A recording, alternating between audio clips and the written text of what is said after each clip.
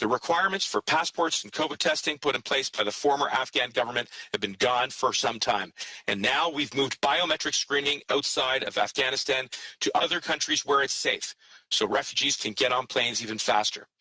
Of course, we know that there are significant challenges traveling to the Kabul airport and getting into the airport itself. The Taliban controls the checkpoints, which makes getting this done perilous. In a call with my Five Eyes counterparts, we together stated our clear expectation that those wanting to leave Afghanistan should be given safe passage. As the operation continues, my department is staying in contact with those who've applied under our programs. We're offering as much information as we can on direction and guidance on where and when to travel in direct collaboration with our armed forces on the ground. We're also supporting Afghans in Canada who are anxious to be reunited with their families. IRCC is priority processing family reunification cases of citizens, permanent residents, and protected persons with immediate family members in Afghanistan. Likewise, the Immigration and Refugee Board is now prioritizing asylum claims from Afghanistan. Those approved will receive protected status and will be able to apply to sponsor their families as well. A little over 2 weeks ago, I had the honor of greeting the first group of newcomers as they stepped off the flight on the tarmac in Toronto, along with my friend and colleague, Minister Monsef. The Afghans we met on the tarmac are now beginning their new lives in Canada, and we know Canadians are going to support them. In fact, just a few days ago, 40 Afghan families finished their quarantine, becoming the very first refugees from this initiative to join their new communities. As refugees begin to leave their quarantine safely, we have more work to do on the home front for families like theirs. We're going to put all of our energy to implementing the humanitarian resettlement pathway, which will welcome refugees who fled Afghanistan, focusing on women, on girls, on journalists, human rights activists, and targeted minorities, including Afghan Sikhs, Hindus, and Hazaras. Canada was the first country in the world to introduce this sort of program. And we've already begun convening the settlement community, international partners, and non-government organizations, and you're going to hear more about that soon. Nous avons des liens et des lignes de communication solides avec les provinces et les territoires. We have strong communication with the provinces, with the territories, with municipalities, and with our large network of settlement organizations, thanks to our experience with resettling Syrian refugees. We've all been through this before, and we know what we need to do. And what is even more important is that we've already received many support offers from people, from organizations, from all across the country, people who want to help. Canadians are a compassionate people. I can't tell you how proud I am to see the wave of generosity swell. Everyone can contribute in their own way, as volunteers, as donors, as employers, as classmates, but most importantly, as neighbors and as friends. For those looking for ways to support the cause more directly, you can email afghaniresettlement@ccislive.ca to connect with Canadian refugee resettlement agencies involved in the effort, or contact your local service provider organization to offer your time, words of welcome, and your support. For Canadians who can go even further in helping, I encourage you to consider our privately sponsored refugee program. Through the generosity of Canadians, hundreds of thousands of refugees have come to Canada as privately sponsored refugees. I know Canadians will step up once again as they did in Operation Syria. Nous faisons tout ce qui est en notre pouvoir pour que cette opération se déroule le plus rapidement et le plus sûrement possible. We are doing everything we can, everything in our power, so that this operation can go easily as possible. My whole department is focused on this, and as it stands, hundreds of employees from my department are working night and day to manage over 17,000 emails and to communicate with people who are being evacuated. We're taking advantage of the global network of our operational sector in order to be able to bring people, to bring them safely to Canada and to help them start their lives anew in Canada. And I'm extremely grateful to the people who are working tirelessly in this effort. Morning, I want to leave you with this. When Minister Monsef and I greeted the first flight a few weeks ago, I had the privilege of meeting an expectant mother who was 8.5 months along. Well, on Friday, the day she was set to leave quarantine, she gave birth to a beautiful baby girl, the newest member of our Canadian family. We can't imagine the relief and hope that she's feeling for her child. It's for new beginnings like these that we are going to continue to do everything in our power to evacuate as many people as possible and save lives. I'd now like to turn things over to my friend and colleague, Minister Sajjan, who will be providing an update for the Canadian Armed Forces.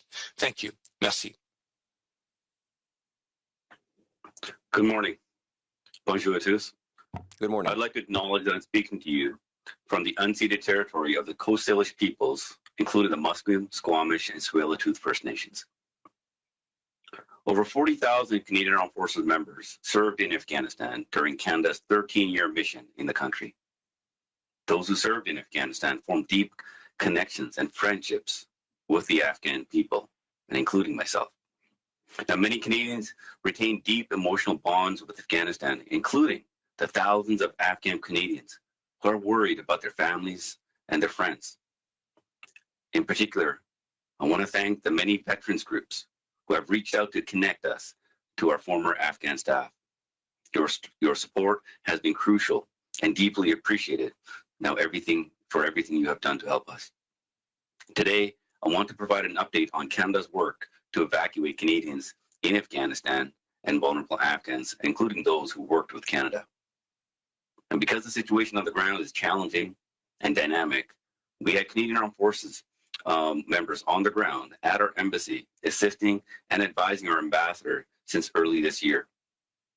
Now, since late July, the situation in Afghanistan deteriorated very quickly.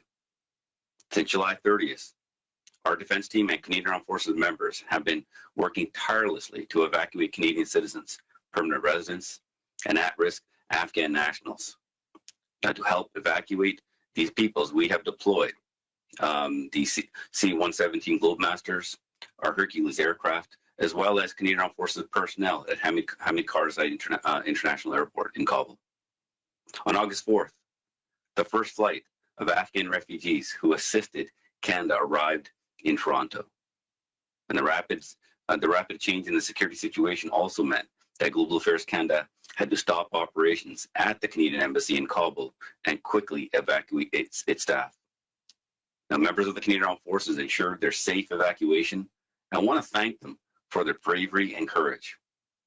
Now, thanks to you, our diplomatic personnel are out of harm's way and at home safely in Canada.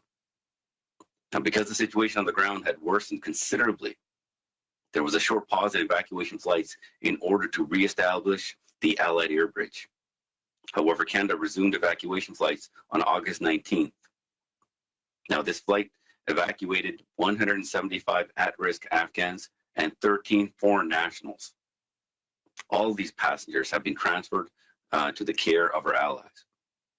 Another Canadian flight on August 20th departed Kabul carrying 106 people, including Afghan nationals, Canadian citizens, and their families, and one permanent resident.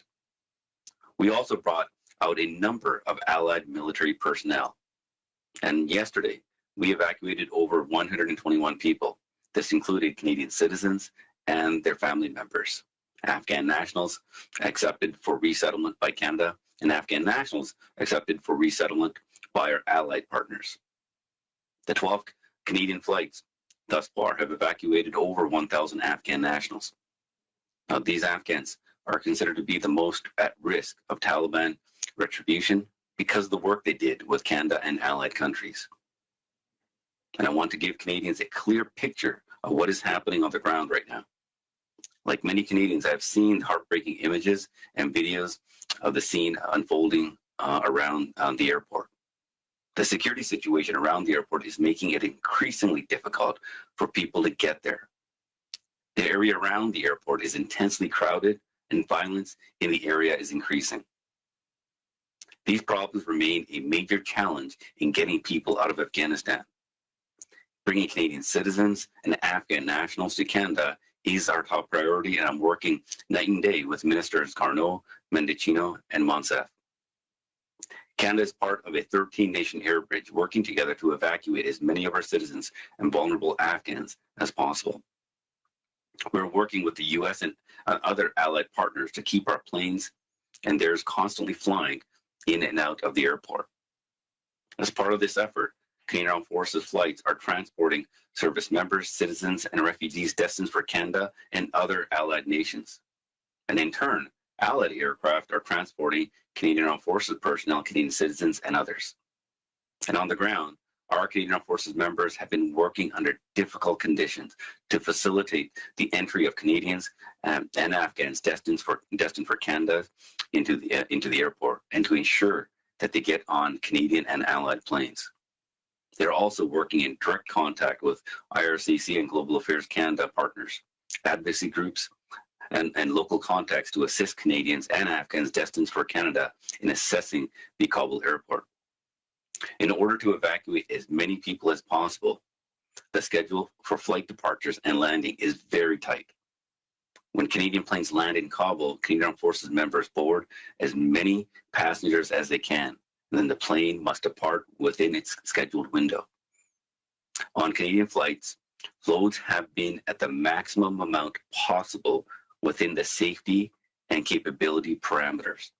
And I want to be clear that we have empowered Canadian Armed Forces personnel on the ground to make decisions around aircraft capacity in the interest of saving lives. Canadian flights will continue evacuating people from Kabul for as long as it is safe to do so. Alongside our partners, I and the Department of National Defence and the Canadian Armed Forces are working to bring Canadians and at-risk Afghans to safety as quickly as possible. Now, this is a worrying time. We know that the conditions are dangerous and the images that we are seeing are heartbreaking.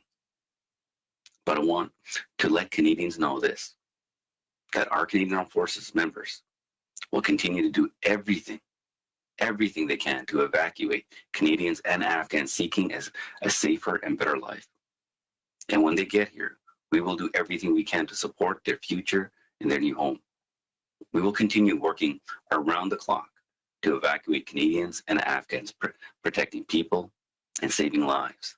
This is our promise and our commitment. Thank you, merci beaucoup. And now I'll turn it over to Minister Garneau. Thank you very much, Harjit, and thank you for joining us this morning for an update on Canada's response to this crisis in Afghanistan. The stories coming out of Kabul are heartbreaking. People are scared, they fear for their lives, and they're taking significant risks to try to get to safety. The panic we see in emails and hear during phone calls really drives home the gravity of the situation.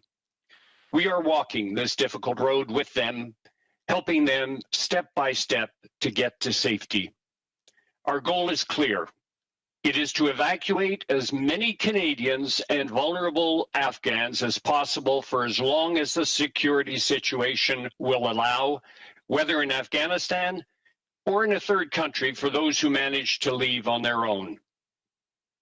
We are coordinating our efforts with allies to get as many people out of Afghanistan as we can. Our consular officials at Global Affairs Canada are working around the clock with officials from National Defence and IRCC to respond to Canadian and Afghan citizens who urgently need our help. Our officials are processing requests for evacuation assistance as fast as possible and staying in regular communications with Canadians looking to leave Afghanistan. Comme vous pouvez l'imaginer, il y a des défis à relever dans un environnement aussi instable. La situation sécuritaire autour de l'aéroport international de Kaboul s'est dégradée.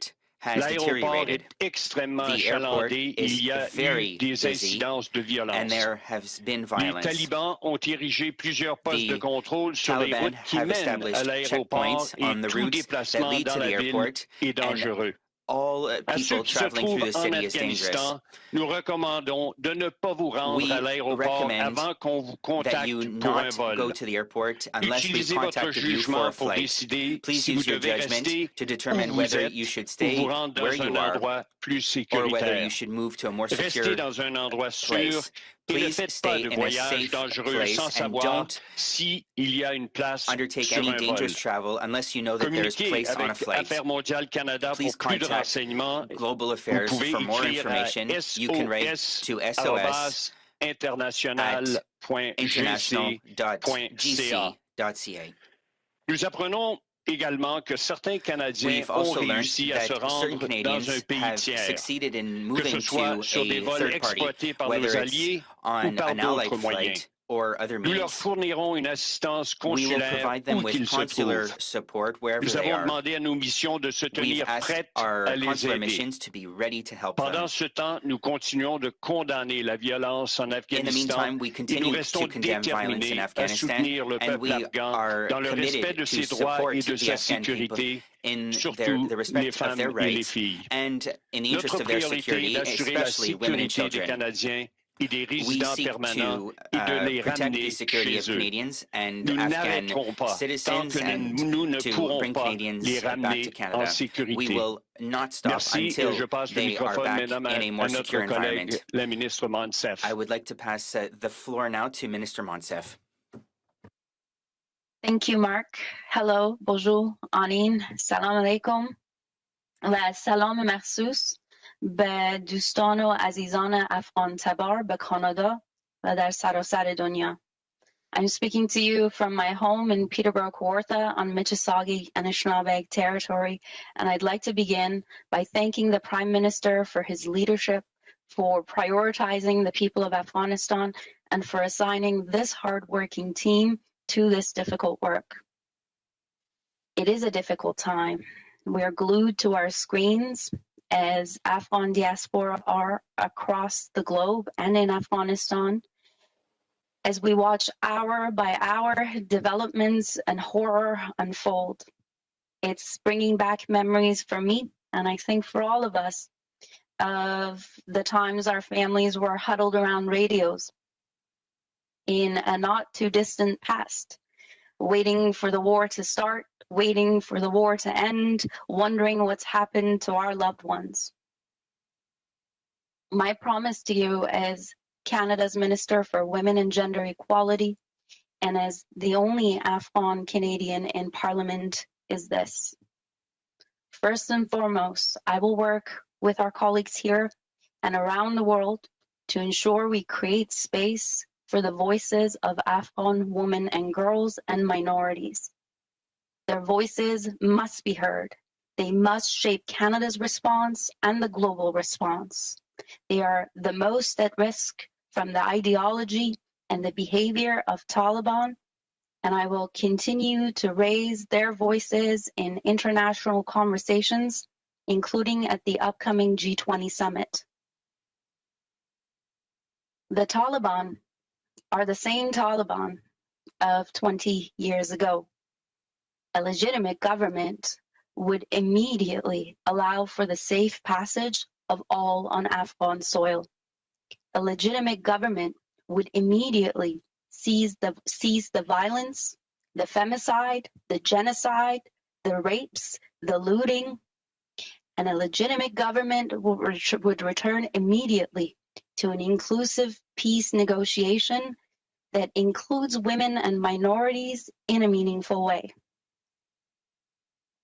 I also commit this, that our government will continue to engage with Afghan Canadians. We will keep you updated and ensure that our response is in line with what you're hearing and what you envision, that you play a key role in the resettlement efforts underway. As Canadians have stepped up during Operation Syria, we will continue to show the world what it's like to open our arms and our hearts to those who are in distress and need our help. The Prime Minister's requested that we work around the clock on this, so that in a year from now, in 10, 20, 50 years from now, we can all look back on this moment and say, we did everything we could. As you can see, my colleagues here have been working hard, as have their teams. Some 1,000 Afghans have arrived on Canadian soil, including a baby girl born this weekend. They'll be starting a new life here, and they will give back to Canada and to their sisters and brothers back home. These are painful times. A nightmare is replaying itself. And Canada will continue to be there to do our part. But remember, this is not the Afghanistan of 20 years ago. International partners and Canadians made a lot of progress and built deep ties and strong understanding of my ancestral land. Because of that hard work, mothers and babies live longer. The society itself is experiencing culture change with more educated girls and boys across the country. Women have succeeded in exceptional ways. There are more Afghan women in parliament than there are more women in parliament here in Canada. And there is a generation of women in Afghanistan and around the world. We watched our mothers resist the Taliban. We listened to them and we stayed in school. We made something of our lives, and we are all over the world, amplifying and mobilizing. We recognize that the horrors unfolding are triggering veterans and Afghans and anyone who's worked hard to make sure there is progress in Afghanistan. My request to you is this: take good care of yourselves, check in on each other. The road ahead is hard and unpredictable. We need you to be well so that we can continue the fight that our mothers started. Tashakkur, merci, miigwech. Over to you, Alex. Thank you, Minister. We will now begin the press conference portion of the event. On commencera maintenant la conférence de presse. If media have questions, please indicate so on the line, and I will turn it over to the operator for our first question. Maintenant, je passe la pratique pour notre première question. Thank you. Merci. Please press star 1 at this time if you have a question. S'il vous plaît, appuyez sur étoile 1 maintenant pour poser votre question. Questions will be taken only from the media, and please limit yourself to one question and one follow-up. Seules les questions des médias seront prises et nous vous prions de vous limiter à une question et une question suivie. The first question, la première question, is from Lisa Laflamme of CTV News. Please proceed. Yes, good morning, and thank you so much for taking our questions today. The Afghan families that we are tracking received a text yesterday to proceed to the airport on their own. Then they were told not to go. There were several texts back and forth, complete confusion. There were no buses, no Canadian soldiers, no military escorts to get them there safely to the airport, as France managed to do. I wonder why not, and is there a plan for Canadian forces to go outside the wire to help these people successfully and safely get to the Kabul airport?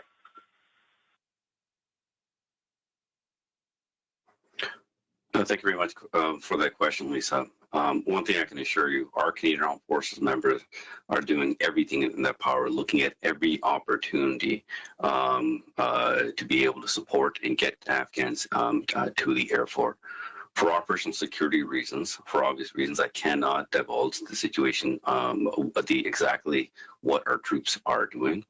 But one thing I can say, they have all the flexibility to be able to make the appropriate decisions so they can take the actions. The security situation on the ground is changing rapidly, sometimes literally by the hour. But one thing I can assure you that they're doing everything in their power and taking every opportunity, but I can't get into any more details at the risk of compromising their great work. The people we've been speaking to in constant contact got to that airport. There was no Canadian representation whatsoever. In fact, they were told, wait, we'll go get somebody, and no Canadian representation ever arrived after an 8-hour precarious wait at that airport. So I understand, obviously, operational security, but what is the plan? What is the information we can pass along to our Afghan families that are targeted because of their connection to this country? What do we tell them today? I mean, I'll take the first portion of the question and pass it over to Mr. Mendicino in terms of the selection of the people. But one thing I can assure you, we do have Canadian Armed Forces personnel at all the gates. They have done some very creative and interesting work to be able to connect with people and guiding them. And this is one of the reasons we have been able to save many Canadian citizens and Afghans. The situation on the ground is extremely chaotic and difficult to identify. But one thing I can assure you, the members are doing tremendous work. Like I said, for obvious reasons, I can't provide further details, but I can assure you not only that they are doing their work, but they're also working with our allies and taking every opportunity to figure out how they can get Afghans into and close to the airport. And I'll just very quickly add to that that you're quite right, Lisa. The situation on the ground is volatile, it's dangerous, it's rapidly evolving, and as Minister Sajjan indicated, all of our forces have the full operational discretion to take whatever actions are necessary to get as many people into the airport and onto those flights as quickly as possible. And in the meanwhile, I just want to assure you that we are remaining in constant contact with everybody that has applied under our programs, giving them as much direction with regards to where and when and how to stay safe as possible. And we will exhaust every effort to continue to process those applications as quickly as possible. IRCC is working 24/7 on this and will continue to do so, and our armed forces will take whatever actions they can and are necessary to get them on those planes. Thank you, Minister. We'll now go to the next question. On procède maintenant à la prochaine question. Operator. Thank you. The next question, question suivante, is from Akrit Michael of the Toronto Star. Please proceed. Hi, good morning, and thank you for taking questions today. An IRCC spokesperson told the Star yesterday that the government's special humanitarian program will focus on resettling Afghan nationals who are outside of Afghanistan and don't have another stable option for protection. What does this mean for the thousands in Kabul desperately looking to get out? Well, first, Canada was the first country in the world to announce a humanitarian resettlement program of this kind, focusing on women, girls, and targeted minorities, particularly women, as I said, but also the Afghan Sikhs, Hindus, and Hazars. So we were first out of the gate on that. But I also want to assure you and everyone that is listening in that we have put in place the operational flexibility that is required so that we can save as many Afghans as possible.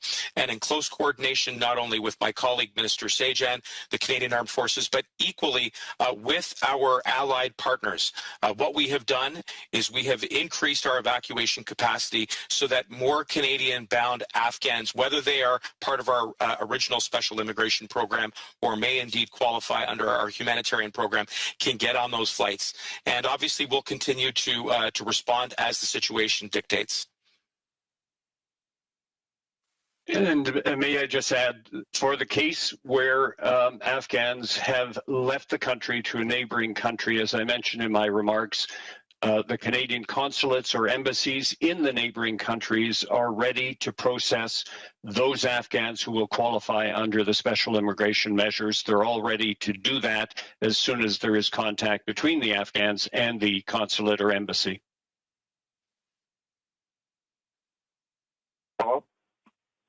Yes, thank you. Your government has in the past started out with a base number of refugees you will accept, but has gone on to end up crossing that figure. In 2016, you initially promised to settle 25,000 Syrian refugees, but Canada has till date taken in almost double that number in the last 5 years. Is there a possibility that that same trend may apply in the case of this Afghan crisis as well? Is there a margin to be able to potentially go over that figure of 20,000? Canada is known as being a shining example of how to do humanitarian resettlement. Year after year, we have been the most the largest recipient of refugees from around the world. And I would point out and highlight that for years we have indeed been a safe haven for Afghan refugees. We will continue to show that leadership, which is to say that as the humanitarian crisis unfolds, we're going to keep a very open mind about what it is that we need to do to save as many lives as possible. We've put in place special immigration measures to help those Afghans who supported the Canadian mission. We've announced a groundbreaking humanitarian resettlement program that will help those who are both in Afghanistan right now, but also increasingly and after the evacuation operation concludes, those who've had to flee Afghanistan. And we will do whatever it takes to continue to show leadership on this front, working closely with civil society, community organizations, advocates, and ordinary Canadians who, as we have seen time and time again, are prepared to step up.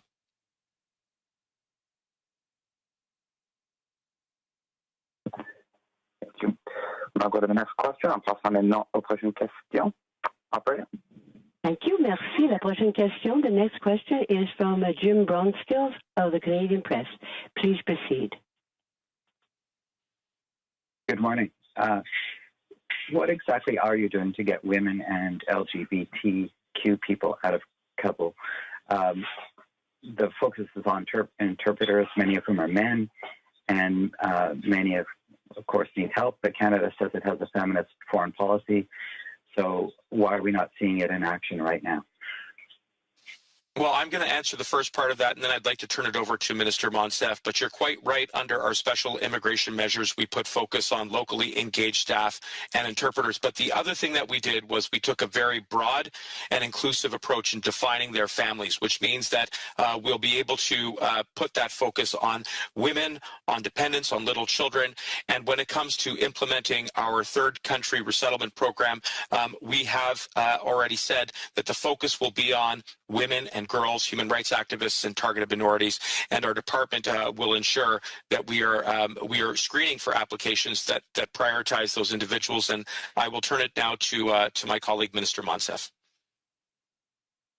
Thank you, Marco. That's exactly right. In addition to the work that we're doing in alignment with Canada's Feminist International Assistance Policy, we're listening closely to, for example, Afghan women parliamentarians who are still representatives of their constituents.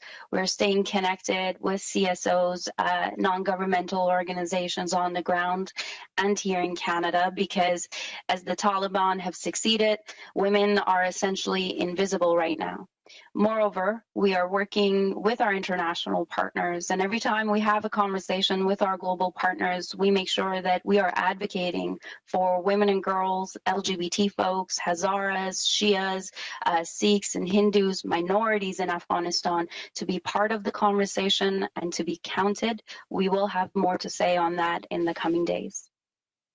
And if I can just add to that, I just also want to stress, we have our Special Forces troops doing tremendous work on the ground, but these are also Canadians who have families.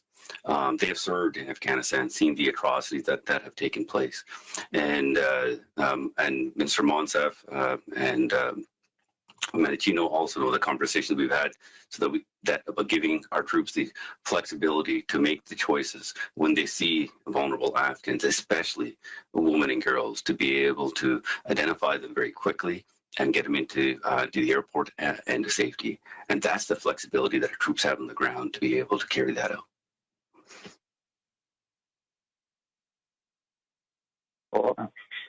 Follow-up. Also, given the lack of refueling capacity with the C-17s, why isn't Canada enlisting commercial airlines such as Air Canada to fly planes from, say, Dubai or other regional places to help out now that the Americans are thinking of turning to commercial airlines as well? Well, first of all, I'll take the first portion of that question. What our plan is, we have been bringing Canadians back, Afghans directly back to Canada. and we're able to resettle and provide the support here. The third location, I know that they are filling up, and hence the U.S. is making various decisions to making sure that they're able to move people out from that, so they can continue to bring more people in. But this is that coordination that is taking place within our allies. I have a call later today with the U.S. Secretary of Defense on a number of topics, including this one. But the air bridge is established so that all of us can take part in this, so that no one gets a certain priority. We have access to all the aircrafts, and the plans and decisions that we make is to support all our efforts, and that's the best way to making sure that we get as many vulnerable Afghans to safety.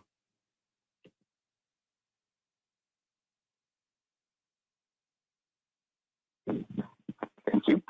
On procède maintenant aux prochaines questions. Now the next question, operator.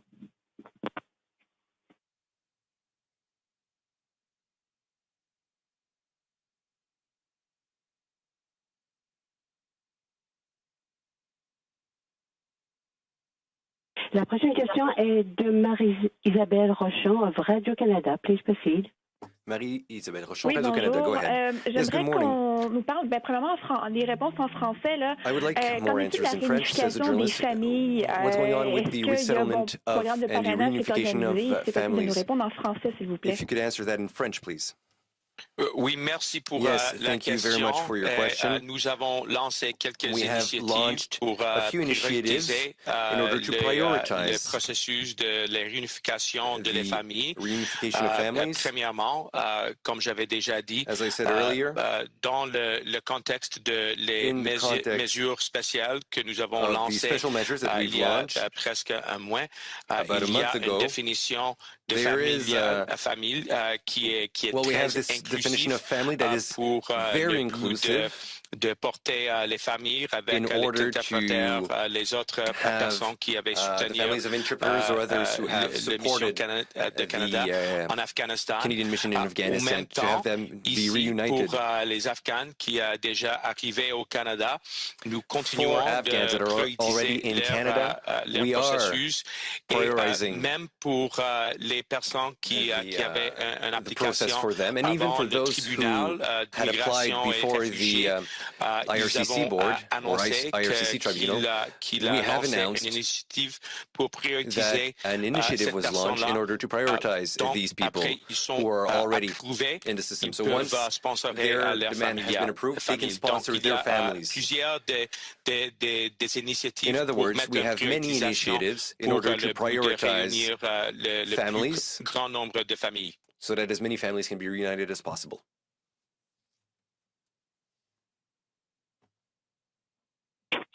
Suivi. In follow-up? Madame Rochon, avez-vous une question de suivi? Ms. Rochon, do you have a follow-up question? Asks the operator. Allô? Peut-être vous êtes sourdine. Yes. Oh, maybe you're on mute, says the minister. Allô? Hello, can you hear me, says the journalist? Oui. Je suis yes, là. I'm here. Allô? Oui. I'm here, says the journalist. Okay. Oui. All right. So follow-up question. Hier, on a entendu un témoignage d'un citoyen testimony from a Canadian citizen who is actually in Afghanistan. He's received 5 different emails telling him to go to a certain area, but he never managed to get there. And what this person said is that there's a lack of organization in Afghanistan and that it is dangerous both for him and his family. What are your answers to him? Mais écoute, la situation sur le terrain en Afghanistan est très dangereuse, très volatile. Is very volatile, is extremely dangerous, and we need to be in constant communication with the people who have submitted a demand through IRCC. Il y a des lignes de communication, on communique avec des courriels. Open communication lines, we communicate through email, we also communicate avec des appels directement. Direct phone sur le calls terrain with avec people. les membres de nos forces, il avait toute la discrétion pour prendre des décisions efficaces pour porter regarding operational decisions in order to help people getting to the airport to help people getting into the planes in an efficient and secure fashion. And maybe I can give the floor now to Minister Garneau, who can tell us more about this situation. Thank you. Oui, bien, juste pour dire que se rendre à l'aéroport et d'avoir un siège pour un vol qui sort, c'est pas comme aller à l'aéroport Trudeau en ce moment pour prendre un vol normal. La situation est très périlleuse et ce qu'on essaie de planifier le plus possible, c'est de contacter les gens qui ont une place sur un avion qui sera là pour une planche pendant une planche horaire très, très serrée et qu'entre-temps, entre le voyage qui se fait de leur domicile à Kaboul jusqu'à l'aéroport, la situation peut changer en termes de sécurité parce que c'est tellement volatile et que c'est pour ça que c'est beaucoup plus difficile d'assurer que quand quelqu'un est contacté, qu'ils vont automatiquement pouvoir se rendre rapidement à l'aéroport, rentrer dans l'aéroport, prendre le vol, parce que la situation change constamment. On fait de notre mieux pour les aider à se rendre à l'aéroport pour prendre ce vol, mais on ne peut pas garantir, étant donné la situation qui change continuellement, that the situation is constantly changing. Que ça ne va pas changer. Mais on fait de notre mieux pour essayer de leur assurer un siège sur le vol. To ensure that they do have a seat on the flight. Merci. On procède maintenant aux prochaines questions. Now go to the next question, operator. Merci. Thank you. The next question is from Ashley Burke of CBC News. Please proceed.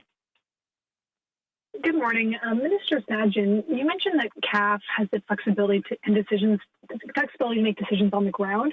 Aside from it being chaotic and the situation changing by the hour, what are some of the specific challenges and potential risks with the military going outside the wire to bring people to the airport by bus or, for example, helicopter?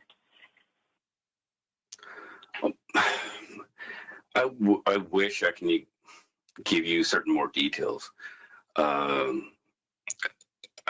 We need to make sure that we allow our troops to be able to operate in a safe environment. I've been very careful with what I say on what they're doing, even the possibility of doing something, because you never know when an opportunity may come up and an action that they might have to take. I can tell you that we have a number of initiatives that we are using, looking at many other options. We're not discounting anything on what we need to do. The security situation is extremely dire right now. But having said this, there have been many opportunities of hope where our Canadian Armed Forces have been able to get Canadian citizens, Afghan nationals to safety. And every single time they've taken that opportunity, they weigh the risk. And when they take that risk, every single one of our troops on the ground, including with our allies, are in a dangerous situation. But they know that the work that they're doing is about saving lives. They've done that in many other situations, and I can assure you this is very personal to them. And they will do everything in their power to get as many people out. We have seen, times when we've had the tremendous success stories, and it's also been heartbreaking when you've been doing something and you end up a situation where they get to the last Taliban checkpoint and not able to get through. So these are the situations that they're dealing with, and as much as how difficult it is for us to see those images, they're witnessing this directly. And I can assure you that motivates them even more to look at every single possibility. But I can assure you that they have all the resources necessary to carry out this mission. There's a reason why we have sent our special forces on the ground, because they have the training, the ability to take opportunities. But we want to do it in a safe manner, not just for them, but also for the safety of the people that we're trying to help as well.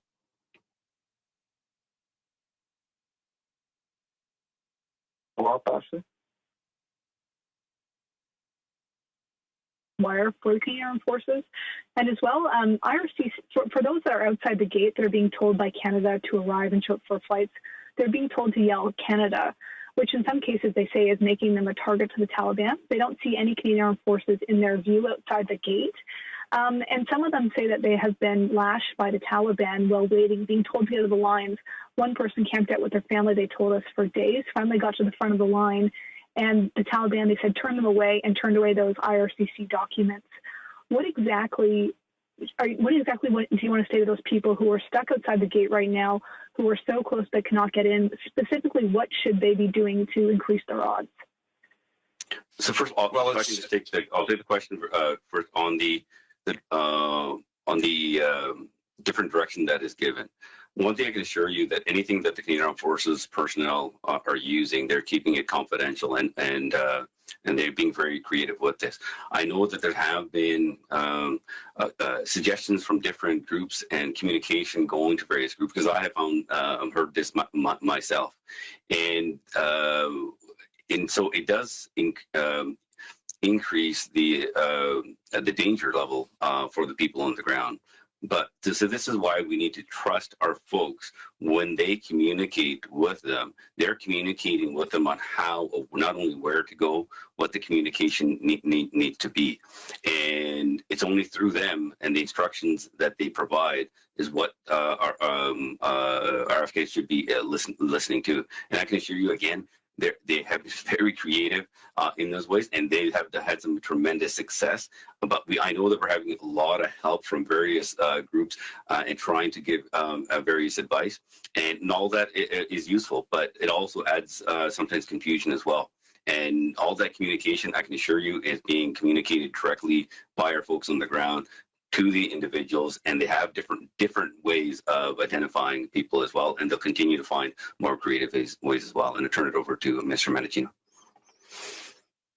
Thanks, and thank you for the question, Ashley. And I would just add to what Minister Sajan around our armed forces who are performing admirably in exceedingly dangerous circumstances, that with regards to what we are doing at IRCC, we are processing around the clock. I've instructed my department to make this our #1 priority and to remove all of the red tape, waiving usual requirements around passports and testing and deferring biometric screening, and making sure that we continue to communicate constantly with those who've applied under our programs. We're going to exhaust every single effort to ensure that they can transit to the airport, get into the airport, and then get on those planes for as long as we possibly can.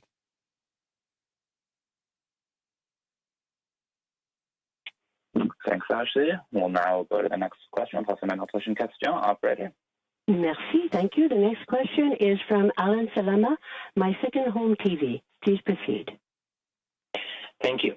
With the current situation and critical challenges at Kabul airport right now, and with the deferment of biometric screening and whatever, how you make sure that there are no terrorists being evacuated and they end up in Canada like what happened before? Well, first of all, we have very rigorous screening in this country, and it's based on the work that is done not only by my department, but as well by my colleague, Minister Blair, who has public safety within his purview. But I also want to be abundantly clear that the members who are on the ground right now are taking decisions in an extremely volatile situation where security is rapidly unfolding. But they have the professional expertise to be able to get those folks onto planes where we can remove them to safer locations where the rest of that screening is done. And I have seen, and I think collectively we have all seen the fruits of that hard labor in the arrival of the first Afghan refugees on a tarmac in Toronto.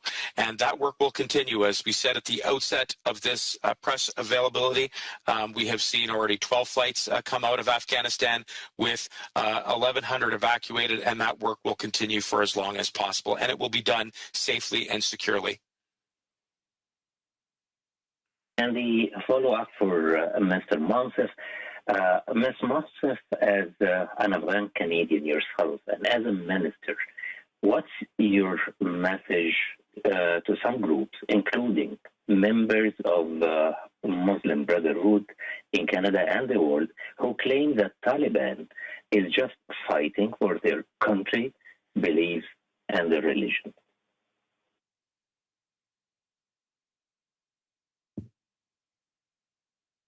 Well, I'm listening to Afghans here in Canada, Afghans on the ground in Afghanistan, Afghans who've been forced to leave their beloved homes. And they're not saying what our brothers are saying. What these women particularly are telling us is they're afraid of the hard-won gains of the past 2 decades being lost.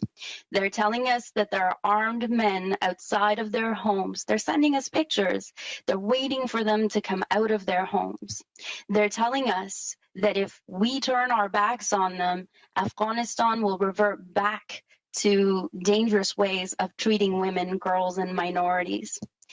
If these brothers want to be considered as legitimate, here's what a legitimate force would do. First and foremost, allow for the safe passage of any individual on Afghan soil in and out of the country. Second, stop with the violence. Stop with the femicides and the genocides. Stop forcing their 11-year-old daughters to marry your fighters. Stop with the oppression of Shias and Hazaras, Hindus and Sikhs, and return immediately to the peace table in an inclusive way, in good faith, include women and minorities in a meaningful way, and show that you actually want to govern Afghanistan and that your mandate is not to oppress and to kill.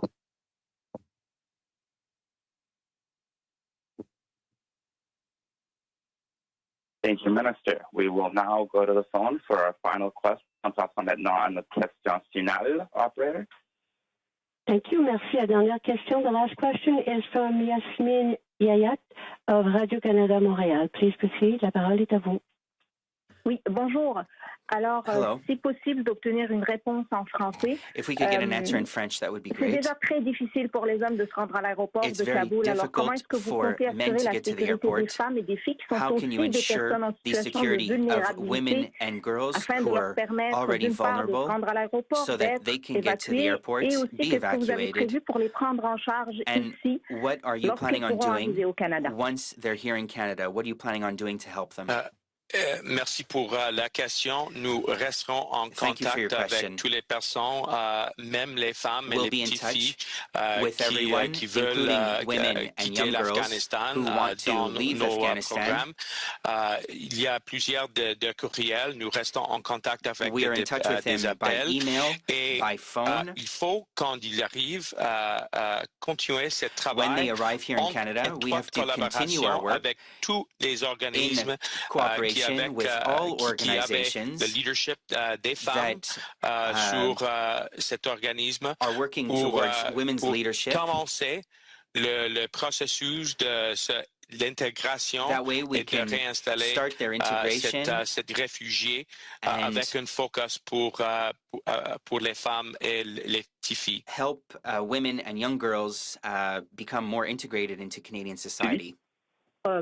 La sécurisation au fait de l'entrée de l'aéroport de Kaboul, j'ai pu parler à certains interprètes qui se rendent tous les jours à l'aéroport. On sait maintenant que vaut mieux ne pas s'y rendre, mais est-ce que vous allez mettre des ressources? Parce que ce que ces gens-là me disent sur le terrain, c'est qu'une fois arrivés devant la porte de l'aéroport de Kaboul qui leur est destinée, ils ne trouvent personne pour s'occuper de l'identification, de leur identification. Est-ce que vous avez déjà des ressources sur place? Combien il y a de personnes pour justement vérifier les listes que vous avez? Et est-ce que vous comptez mettre au côté des membres des forces de l'armée canadienne à l'entrée de l'aéroport? Is there anything that you're doing on the ground to identify those people when they get to the doors of the airport? Mais je veux seulement dire que la situation sur le terrain est très dangereuse, the other ministers in just a second. The situation is very volatile on the ground. That's why we're in touch with all those who want to leave Afghanistan. Offrir la direction pour le temps et la location, mais we au cause de directions, l'essentiel sensible de l'opération. Nous ne pouvons pas partager tous les détails, mais dans mon département, on continuait de mettre tous nos ressources sur ce projet. C'est notre première priorité. Et maintenant, je vais passer la parole à le ministre Garneau. Minister Garneau, please. Oui, merci, mais je pense que ça serait mieux que le ministre Sajjan s'adresse à cette question particulière. Merci. Answer that specific question. Thank you.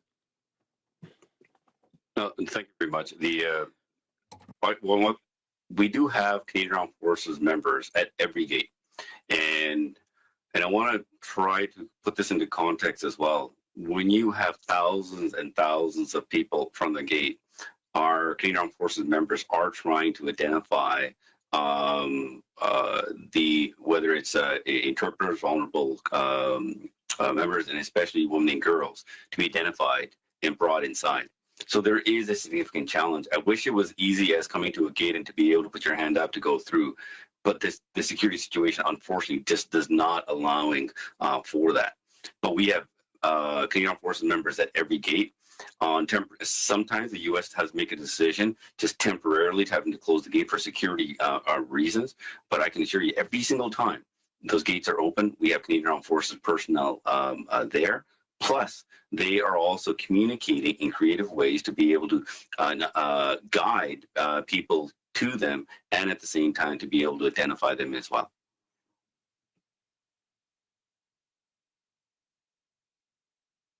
Thank you, Minister. Merci, Monsieur le Ministre.